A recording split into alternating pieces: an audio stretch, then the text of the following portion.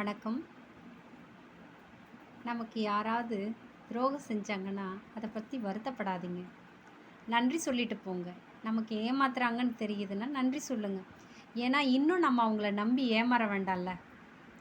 பலம் போல நம்பினவங்க நம்மள பலகீனமா ஆக்கிட்டாங்கன்னா, ரொம்ப சந்தோஷப்படுங்க. அந்த நண்பர்களுக்கும், இயற்கைக்கும், இறைக்கும் நன்றி சொல்லுங்க. ஏன்னா, சின்ன விஷயத்துல நம்மள யாருன்னு அடையாளம் காட்டிக் குடுத்ததே பெரிய ஒரு மகிழ்ச்சி. ஏன்னா, பெரிய இடத்துல போய் நம்ம சிக்கிக்கிட்டோம்னா, மீள முடியாத அளவுக்கு நம்ம நெருக்கடி அனுபவிப்போம். ஒருத்தர் நமக்கு துரோகம் பண்ணாங்கனாலும், ஒண்ணு நம்ம விட்டு விலகிடலாம். இல்ல, இவங்களுடைய குணம் இதுதான்னு தெரிஞ்சு நன்றி சொல்லிடலாம். ஏன்னா, துரோகத்தோட வலியும், வேதனையும் என்னன்னு, அது உறவுகளா இருக்கட்டும், சொந்த பந்தமா இருக்கட்டும், நண்பர்களா இருக்கட்டும், காதலா இருக்கட்டும், எது வேணாலும் இருக்கட்டுங்க. எல்லா இடத்துலயும் துரோகம்னு ஒன்று இல்லாம இல்ல. எல்லார் வாழ்க்கையிலயும் எல்லாரும் சந்திச்சிருப்போம்.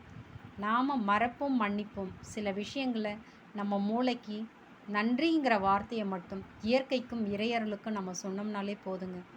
அந்த துரோகத்தினால திரும்ப திரும்ப நம்ம அத நெனச்சு வருத்தப்படுறத விட, நன்றி சொல்லிட்டு போயிட்டோம்னா, நம்ம நெறைய விஷயங்கள இன்னும் நம்ம கடந்து போக வேண்டிய பாதைக்கு, சாதிக்க வேண்டிய பாதைக்கு நம்ம போவோம். ரொம்ப நன்றி அனைவருக்கும்.